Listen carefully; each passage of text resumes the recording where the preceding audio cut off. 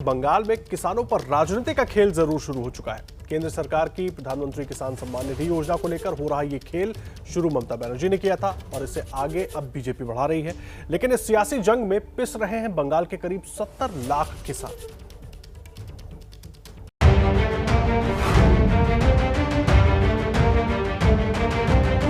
मेरे किसान भाई बहन बंगाल के इस योजना के वो लाभ नहीं ले पा रहे हैं। ये गरीब किसानों ने ममता दीदी आपका क्या बिगाड़ा है? क्यों उनका पैसा रोक कर बैठ गई? जय बांग्ला, जय बांग्ला, जय बांग्ला, जय Bangla. 73 lakh farmers of Bengal have been deprived because DD said, "Hobe na, hobe na, hobe na."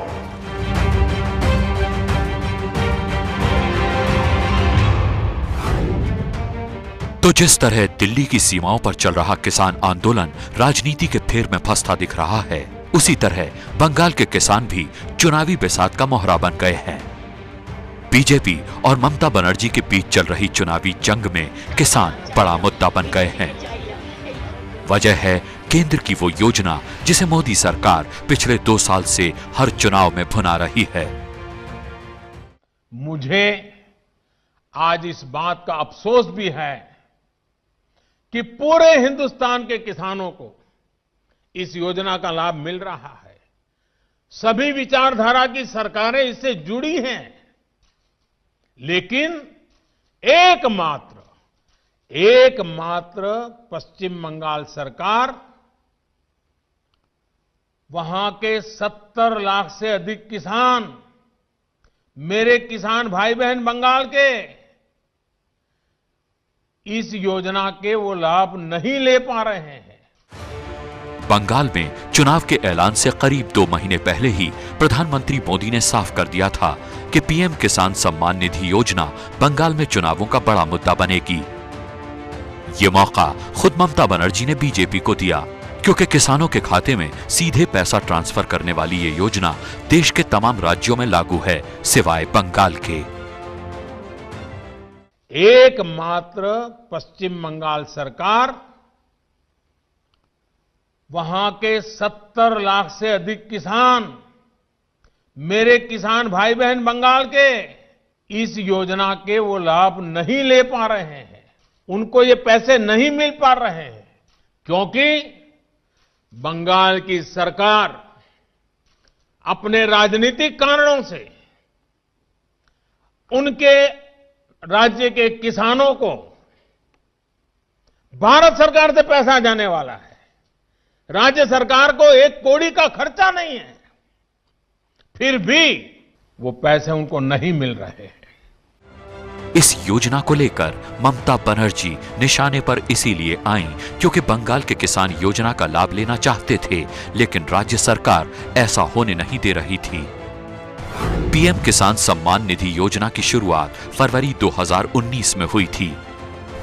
योजना के तहत केंद्र की तरफ से किसानों के खाते में हर साल 6,000 रुपए डालने का ऐलान हुआ। 2,000 रुपए की 3 किश्तों में यह पैसा ट्रांसफर किया जाता है।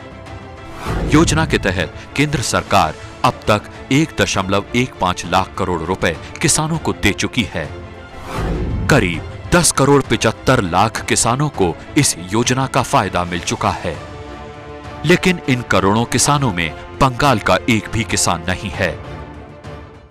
कई किसानों ने भारत सरकार को सीधी चिट्ठी लिखी हुई है, उसको भी वो मान्यता नहीं देते हैं। यानी आप कल्पना कर सकते हैं कितने लाखों किसानों ने लाभ लेने के लिए, योजना के लिए अर्जी की, ऑनलाइन आवेदन कर चुके हैं, लेकिन वहां की राज्य सरकार उसको भी अटका करके बैठ गई है।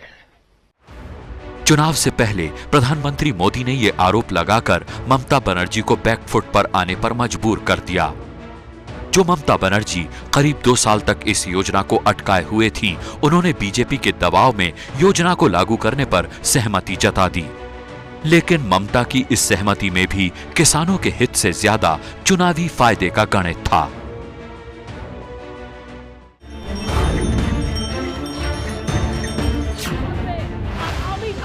यानी चुनाव से ठीक पहले ममता बनर्जी ने योजना को सहमति देकर गेंद केंद्र सरकार के पाले में डाल दी।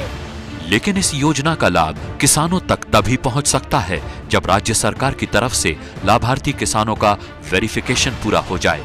सवाल है, क्या चुनाव से पहले ममता ये होने देंगी? बंगाल देश का इकलौता ऐसा राज्य है जहां पीएम सम्मान किसान निधि योजना लागू नहीं है और इसकी सबसे बड़ी वजह संभवतः सियासत है।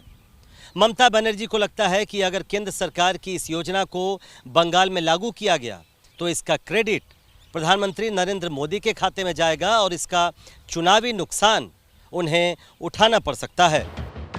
इसीलिए बंगाल की ममता सरकार बेहद सुस्त रफ्तार से इस योजना का काम कर रही है। बंगाल के करीब 30 लाख किसान योजना का लाभ लेने के लिए आवेदन कर चुके हैं, लेकिन ममता बनर्जी की सरकार ने इसमें से सिर्फ 200 किसानों का ही सत्यापन किया है। नियम के मुताबिक सिर्फ उन्हीं किसानों को फायदा मिल सकता है जिनका सत्यापन हो चुका हो। सत्यापन के बाद राज्य सरकार केंद्र को उन किसानों की सूची भेजती है जिनके खाते में पैसा ट्रांसफर होना है। किसानों के नाम के साथ उनके और राज्य सरकार के बैंक खाते की जानकारी भी दी जाती है।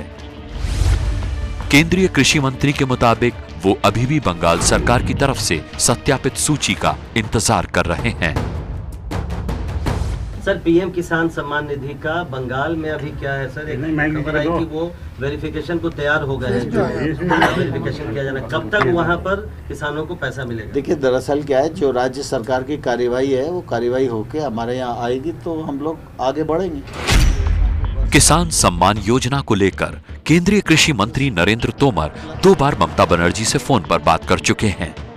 2 जनवरी को उन्होंने चिट्ठी लिखकर राज्य सरकार से अपने यहाँ योजना का नोडल ऑफिसर नियुक्त करने के लिए भी कहा था, जिससे सत्यापन का काम तेजी से हो सके।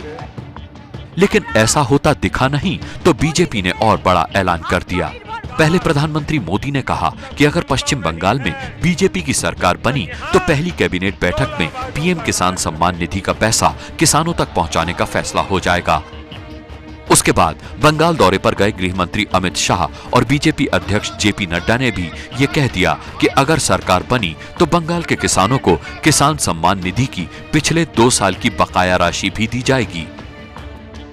भारतीय जनता पार्टी की सरकार बना दीजिए, पहली ही कैबिनेट में जो आपका 12,000 रुपया चला गया उसके समेत अगले साल का 6,000 रुपया, 18,000 रुपया आपके अकाउंट में ट्रांसफर करने का काम Bharatiya Janata party. 73 lakh farmers of Bengal have been deprived because DD says होबे ना होबे ना होबे ना।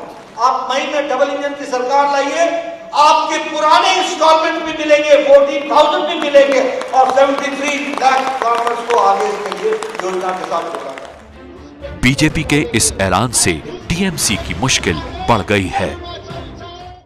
देखिए, बीजेपी जो है ये भारतीय जुमला पट्टी बन गया और इसका काम यह है आम आदमी को गुमराह करना।